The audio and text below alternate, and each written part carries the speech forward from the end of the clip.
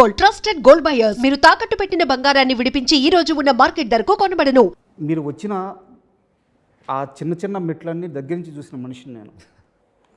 So ఈరోజు మీరు ఎదిగిన తీరు, మీరు ఇప్పుడు ఈరోజు మీరున్న స్థానం ఇవన్నీ చూసుకుంటే లైఫ్లో ఒకసారి ఏమనిపిస్తుంది?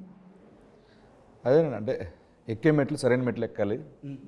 ఏ మెట్లు ఎక్కుతున్నావో కంపల్సరీ చూస్ చేసుకోవాలి. ఆ మెట్ల కోసం కష్టపడాలి.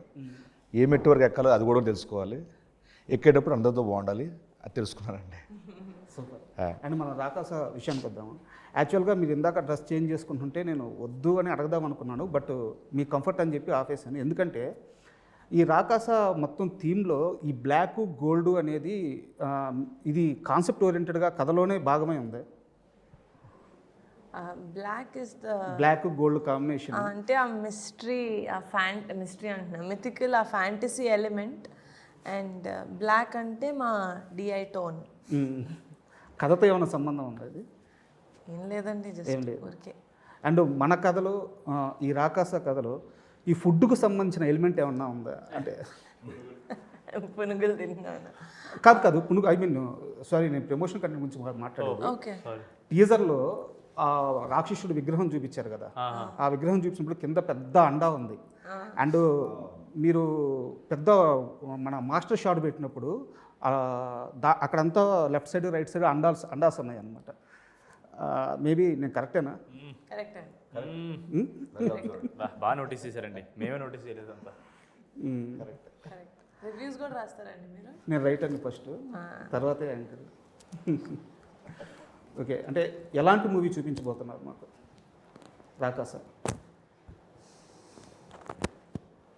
వెరీ ఎంటర్టైనింగ్ ఫిల్మ్ అండి. అంటే అదేదో సింపుల్ వర్డ్ కాబట్టి చెప్పేసామని కాదు, కానీ టు ఎంటర్టైన్. ఇప్పుడు ఎక్కడ చూసినా మన చుట్టూ ఫింగర్ టిప్స్లో, ఎస్పెషలీ సోషల్ మీడియాలో కాన్స్టెంట్గా వీఆర్ బీయింగ్, మన అటెన్షన్ ఏదో దాని మీద పోతూనే ఉంది. ప్రతి 7-10 సెకండ్స్కి పోతూ ఉంది. అలాంటిది ఒక 2 hours అండ్ 2.5 hours ఆల్మోస్ట్ ఆడియన్స్ని మనం హోల్డ్ చేసి వాళ్ళకి ఎంటర్టైన్మెంట్ ఇస్తున్నాము, ఇంకేది వాళ్ళకి గుర్తు రాకుండా, అంటే అదే చాలా బిగ్ టాస్క్. సో అలా తీసుకొని I think we are going to give audience a very entertaining film. యాక్చువల్గా నా దగ్గర ఒక పాజిటివ్ క్వశ్చన్ ఉంది, ఒకటి నాకు సస్పెన్స్గా ఉంది. సో ఆ 2 క్వశ్చన్లు అడుగుతాను. ఫ్యాంటసీ కామెడీ అనే జానరే లడ్డు లాంటిది. ఫస్ట్ ఎత్తుకోవడమే సగం సక్సెస్ అయిపోయినట్టు.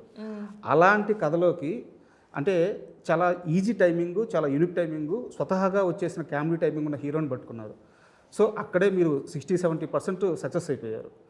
సో ఇది నాకు పాజిటివ్ క్వశ్చన్. బట్ ఇక్కడ చిన్న కత్తి మీద సాము లాంటిది ఏంటిదంటే, ఇలాంటి ఫ్యాంటసీ కామెడీ దాంట్లో కాన్ఫ్లిక్ట్ పాయింట్ ఒకటి ఉంటుంది.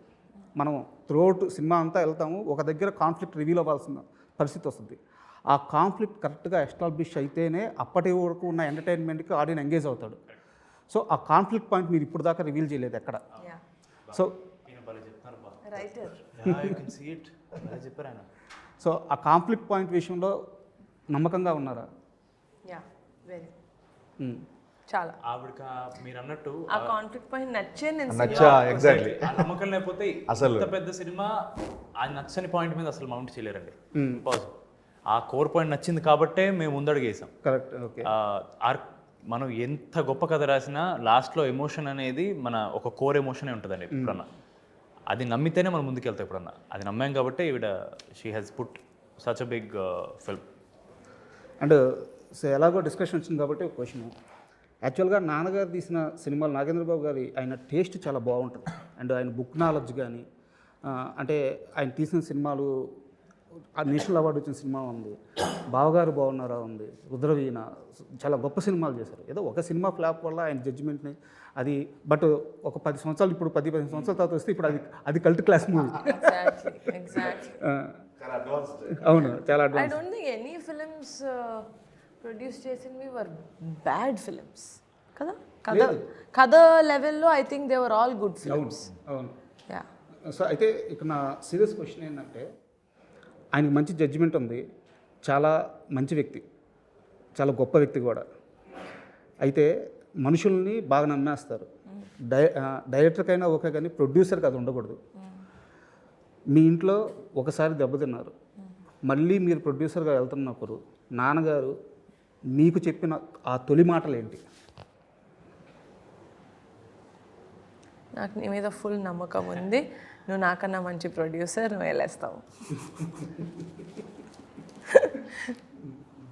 నువ్వు నాలా అందరినీ నమ్మేదానివి కాదు, నాకు తెలుసు. అందరు మీ విషయంలో స్ట్రిక్ట్గా ఉన్నారు అయితే. స్ట్రిక్ట్గా నన్ను నమ్మారు సార్, అందరినీ మీరు స్ట్రిక్ట్గా ఉన్నారు, నేను ఆ విషయంలో స్ట్రిక్ట్. అవును సార్, స్ట్రిక్ట్. అండ్ మీరు యాక్చువల్గా నేను ఇందాక అక్కడ కూర్చోంటే నెపోటిజంకి సంబంధించిన ఒక టాపిక్ వచ్చింది వేరే ఇంటర్వ్యూలో. బట్ మీరు చైల్డ్ ఆర్టిస్ట్గా చేసిన తర్వాత 2018 ఆ 19లో జకాస్ అని ఒక షార్ట్ ఫిల్మ్ చేశారు. కాలేజ్లో వీళ్ళు రీసెర్చ్ చాలా ఎక్కువ చేశాడు సావే లే మారిపోతా. అవును, అది కాలేజ్ సీనియర్ లేదో వాళ్ళ ప్రాజెక్ట్గా ఏదో చేస్తుంటే ఉందా అది బయట? ఉంది, యూట్యూబ్లో ఉంది. వద్దండి బాబు, ఇప్పుడు ఇప్పుడు మనం సినిమా లాగేసుకుంటుంది. కాలేజ్ సీనియర్స్ వాళ్ళ ప్రాజెక్ట్ కింద ఏదో చేస్తున్నాం కాలేజ్కి అని చెప్తే చేయమంటే మనకేంటంటే సీనియర్స్ చెప్తే అరే సీనియర్స్ మనం హ్యాంగ్ అవుట్ అవ్వచ్చు, మనల్ని జనరల్గా సీనియర్స్ అడగరు కదా అని చెప్తే, అండ్ అప్పటికి మనకి ఈ పురుగు ఉంది కదండి, యాక్టింగ్ పురుగు. అరే ఏదో చేయాలరా కాలేజ్కి వచ్చి ఓన్లీ ఎంజాయ్ కాదు, మనకి ఇంకా అసలు యాక్టింగ్ వచ్చా లేదా మనమే ఒకసారి చూసుకోవాలి కదా అని చెప్పి అది చేసామన్నమాట. అది 50 minutes ఎంత ఉంటుంది, 1 hour ఇది షార్ట్ ఫిల్మ్. ఆ షార్ట్ ఫిల్మ్ మీ కెరీర్కి ఎలా ఉపయోగపడింది? మీరు చెప్తే కానీ తెలియదు ఎవరికి. బట్ అలా కాదు, ఎందుకంటే చిన్న చిన్న ప్రయత్నాలు ఉంటాయి. Yeah. ఆ షార్ట్ ఫిల్మ్ వల్ల మీకు ఒక నమ్మకం వచ్చి ఉండొచ్చు, లేదండి అంతే ఒక ఇంట్రెస్ట్ వచ్చి ఉండొచ్చు. లేదండి, అది జస్ట్ ఫన్ కోసం చేసిన ఫన్ వచ్చిందండి అంతే.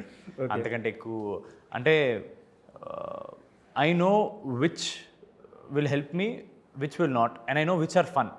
నేను ఇప్పుడు చిన్న చైల్డ్ ఆర్టిస్ట్ మీరు చెప్పినట్టు అదేమి ఒక కెరీర్ బిల్డ్ చేద్దామని చేయాలి. చిన్నప్పుడుది పిల్లలుగా ఉన్నాం, అదొక పిల్లల సినిమా గోల్కొండ హై స్కూలు, నేను అన్న ఆడిషన్ చేసాం, అరే బాగుంటుంది 2 నెలలు సమ్మర్లో మాకు నచ్చిన ఒక ఆట ఆడుకోవాలి మేము, కెమెరాలు రికార్డ్ చేసుకుంటారు అనే థాట్లో వెళ్ళి చేసాం అంతే. అది మాకు వచ్చా లేదా అనే టెస్టింగ్ ఇవ్వం లేదండి. It is just bunch of kids ఇలా సినిమా తీస్తున్నారు చేస్తారంటే మాకేంది లేదు, మేము కూడా చేస్తాం, వెళ్ళిపోయాం అంతే. After I came back from college audition ఎప్పుడు స్టార్ట్ చేస్తున్నావు, దెన్ ఐ రియలైజ్ ఆడిషన్ నేను బాగా చేయనప్పుడు నాకు అర్థమైంది, వా మోనే నీకెంత కష్టపడాలని. అప్పుడు అర్థమైంది సార్. దాని ముందంతా it's all about the fun of being in front of a camera అంతే. అండ్ మీరు మన మానస శర్మ గారు అంటే ఒక మేకర్ని బ్యాకప్ చేయడం అనేది చాలా అవసరం. నాకు తెలిసి చాలా సంవత్సరాల నుంచి మీ ప్రొడక్షన్లోనే ఉన్నారు వారు, రైటింగ్ పరంగా కానీ డైరెక్టర్, ఇప్పుడు డైరెక్షన్ కానీ మహేష్ గారితో కలిసి వర్క్ చేస్తూ ఉన్నారు. సో ఆమెలో ఏ సెన్సిబిలిటీ నచ్చి మీరు ఇంత బ్యాకప్ చేశారు? అసలు కోర్లోనే Mansa is a very good writer అండి. తనకి ఈ వెరీ చాలా ఈజీగా ఈ హ్యూమన్ ఎమోషన్స్ అనేది చాలా ఈజీగా తను క్యాచ్ చేస్తుంది. ఫస్ట్ ఈవెన్ బిఫోర్ మాన్సా ఒక డైరెక్టర్గా చేయకముందే నేను as a writer I know her. అంటే ఒక చిన్న ఫ్యామిలీ స్టోరీ కన్నా ముందు, అంటే మ్యాడ్ హౌస్లో మేబీ తన రైటింగ్ డెప్త్ నేను చూడలేదేమో, because that was a very funny కొంచెం slapstick comedy sort of a thing. But ఒక చిన్న ఫ్యామిలీ స్టోరీలో ఆవిడ ఇన్పుట్స్ లేకపోతే ఆవిడ ట్వీక్స్ ఆవిడ ఏదైతే చేశారో అవి చాలా సెన్సిబుల్గా అది ఇంకో ఓవర్ వ్యూ తోటి చూస్తారు ఆవిడ. అంటే దానికి అది ఆ సీన్కి ఆ సీన్లా కాకుండా ఓవరాల్ స్క్రిప్ట్ తోటి she has that sense where at every time she తన కథతోటి నే ఉంటుంది. అంటే మనం ఒక సీన్ చేసినప్పుడు మనం ఆ సీన్ గురించి ఆలోచిస్తాం కదా, అది యాజ్ ఎ రైటర్ ఆల్సో ఆవిడ మొత్తం కథ గురించి ఆలోచించారు.